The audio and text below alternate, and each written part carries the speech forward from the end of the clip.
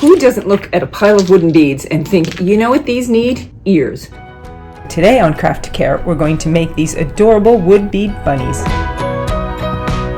So the first thing you're going to have to decide before we make these cute little guys is what size bunny you want. And you can see, you can make them smaller. This guy's a little larger. You can decide on, do you want the head and body to be the same size, or here the body's bigger than the head. You'll need wooden beads, thick yarn or twine, and some thinner stuff for the hanger, felt, just small pieces to make those ears for on that cute bunny, acrylic paint and paintbrushes, some permanent markers, a metal yarn needle, scissors, a glue gun, and some optional tiny pom-poms for his tail, and little flowers and bows to give your bunny some personality. I'm going to do a brown bunny today, so we're going to get just out our brown paint. We're going to do the smaller head with the bigger body, and then what I found is easiest is take something that you can fit through that hole in there to be able to hold it. That's not going to work. This one's a little smaller. So there. So much easier to hold to paint. You can wait until after the bunny is put together, till the two beads are put together to paint it. But I found it's a lot easier and quicker. Plus, if you're doing it in bulk, this really works well because you could just sit here and paint, 50 different beads all at once and set them to dry. And then in another step, go ahead and put the head and bodies together. They do generally need 2 coats of paint. Depends on the color that you're using, if they need 1 or 2 coats, and then you can find something. I'm going to stick, well, that didn't work as well as I planned, but do a bunch of these at once. There we go. And we're just going to let those set and dry. Now, while they're drying, we're going to move on to a different step. So I want to give you one quick tip on the wooden beads and making these bunnies. This is a time-saving and money-saving tip for you. So when you go into your craft store, you may be able to find these garlands. Bead garlands have been in for a while now, and they come on a rope.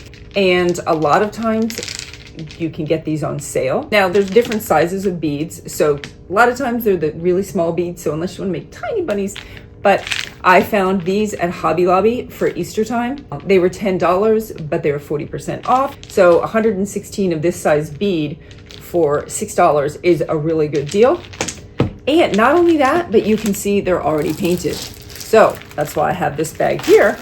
So when it came time to make these little bunnies, I didn't even have to paint the beads. So that's a real time-saving hack if you're okay with having pink and blue and green and yellow and purple bunnies.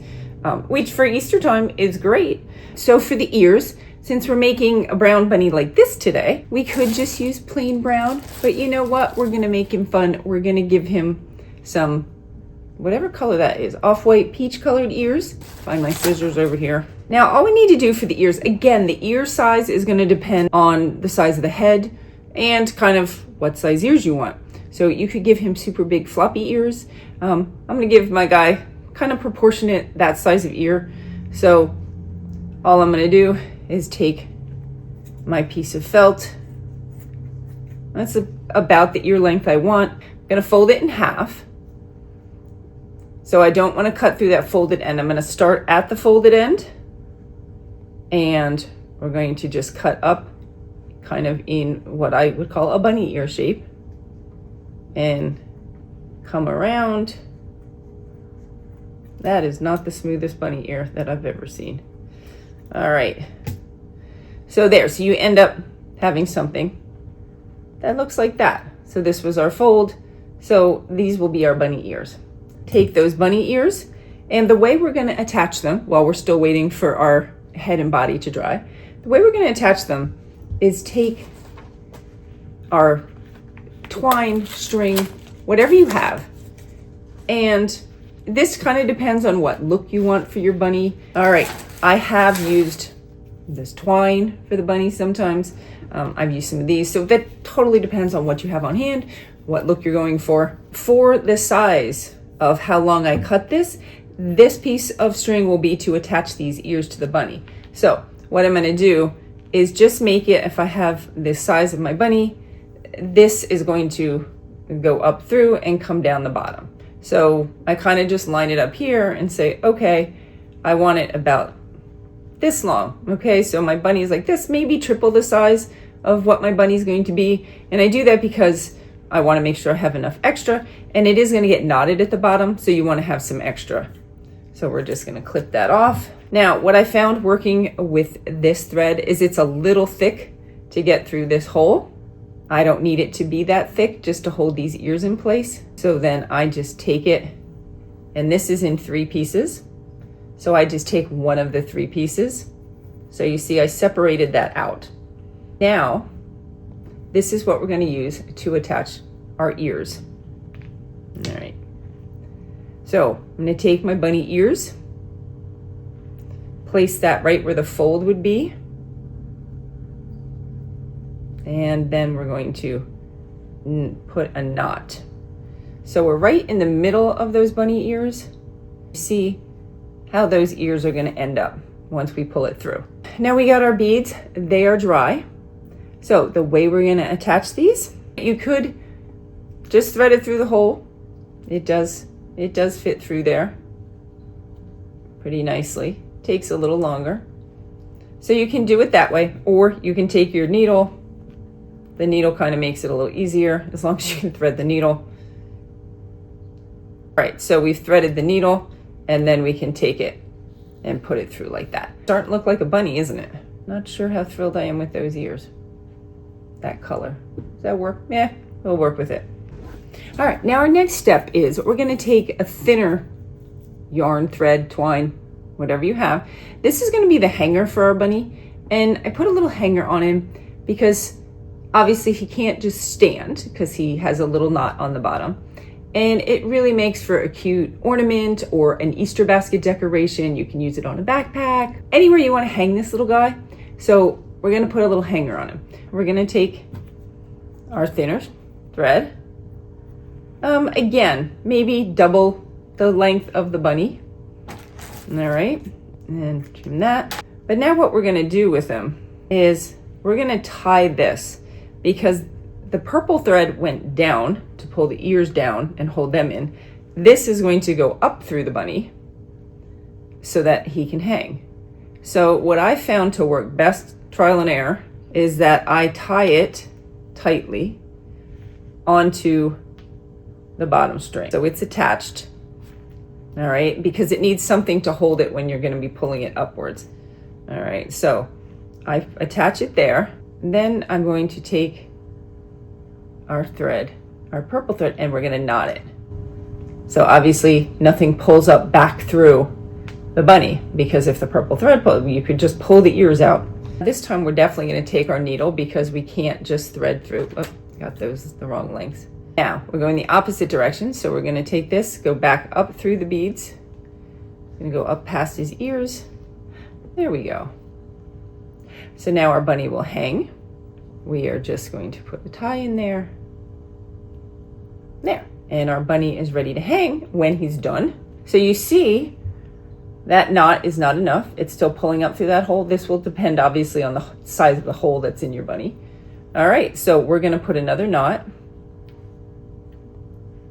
So we're just going to take this, kind of double it over that knot. All right, now a little tip to save you some of the frustration that I've gone through in making many of these little guys. The thread that you use should be thicker, because when you tie it to the bunny ears at the top, you're going to want it to be a small enough knot that it will go down through the hole, but not too small that it just kind of pulls down through too easily. Now with this guy, this hole in the top of this one is a little bit bigger than some of the others that I've used.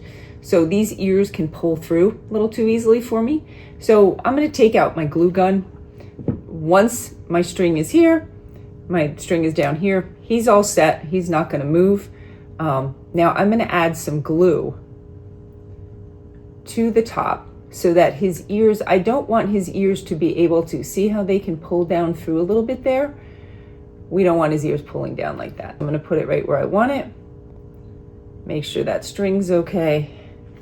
And now we're going to put some glue down in there, and that'll kind of hold those ears in place, hold that body in place. And if you're worried about a little bit of glue showing, this is where we can add some bows or flowers.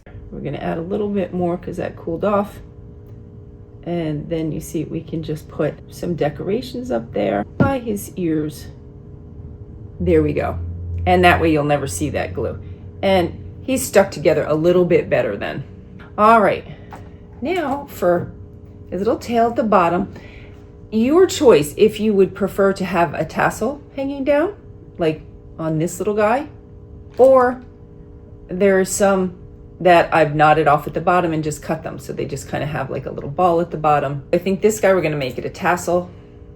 So we're going to cut however long we want that. If you're using a type of rope, I guess you would call this, like I'm using today, then this can fan out into a tassel. So that also can be how you make your choice as to what you want to use to thread this guy.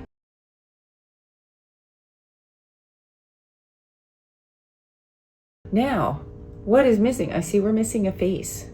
So what I've been doing for the faces, I did try starting with paint when I originally was doing these guys. Let me tell you, I am not good at perfecting those little eyes and mouth with a paintbrush. I've found the markers, permanent markers, to be much easier. This is probably one of my favorite craft hacks that I've developed in the past year or so. Anytime I have to do a face on like a wood bead or something like that, this seems to work better for me.